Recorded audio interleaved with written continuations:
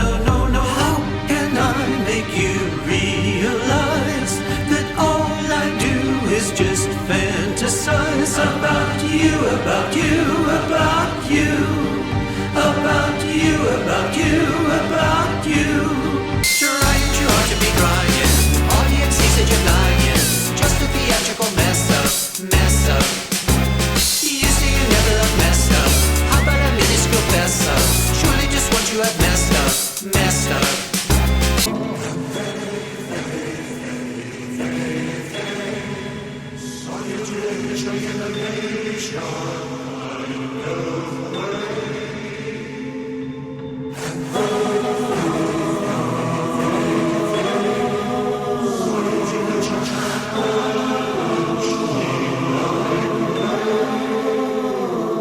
My Baby's Taking Me Home is known as the song where Sparks repeat the same line again and again, but it pays to think of it as a rebirth.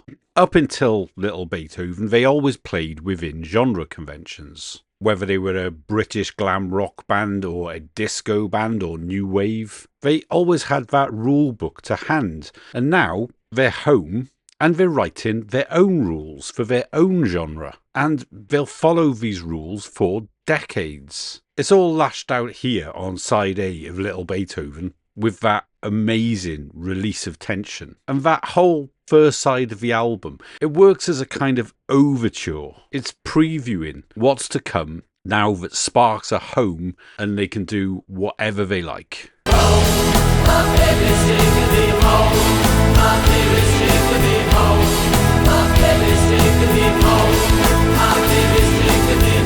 Before signing off, I'd like to take one last look at the title of the song, but armed with the knowledge of what I've discussed today. So, My Baby is what Sparks means to Ron and Russell Mael. It's their body of work, their words, and their utterly unique way of working. And it's taking Ron and Russell home, where home is the environment and the conditions under which Sparks will thrive. But the middle part of the title, Taking Me, holds just as much weight.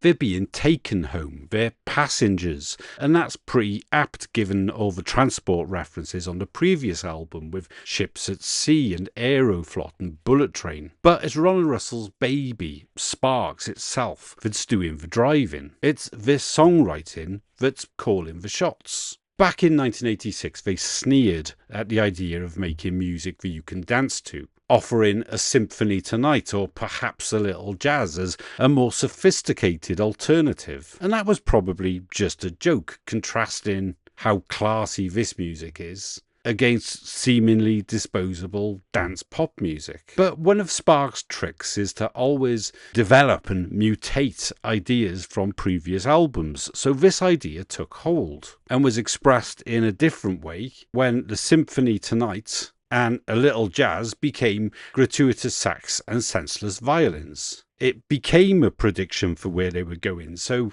a concept for a new version of Sparks was developed based on symphonies and jazz. And that sound was revealed on Little Beethoven. The songwriting tells them where to go next. It serves as a map.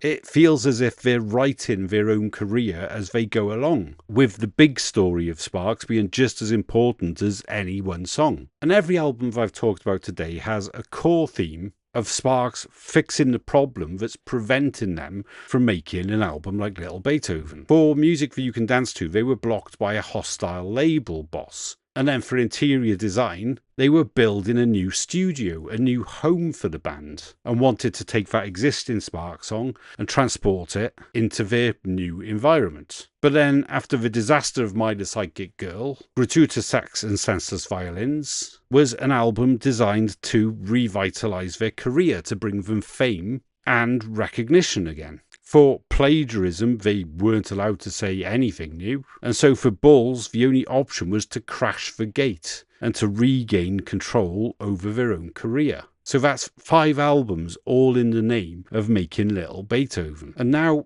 everything changes. There's no more jumping from scene to scene, no being bruised by the music industry, and working to their own set of rules, which they've defined right here on side A of Little Beethoven. And that brings today's episode to a close. So thank you very much to everybody who made it this far. I really appreciate all the comments and the likes and the subscribes. And I really didn't expect this episode to be so long, so I'll try to keep the next one shorter. And I do actually have like outtakes from this episode as well, because it originally was meant to include the island years. So that's Kimono My House, Propaganda and Indiscreet. But it just wasn't time for that stuff. So I could put that out as a separate episode if people are interested. But for now, I'll say goodbye and I'll catch you soon on Metasparks.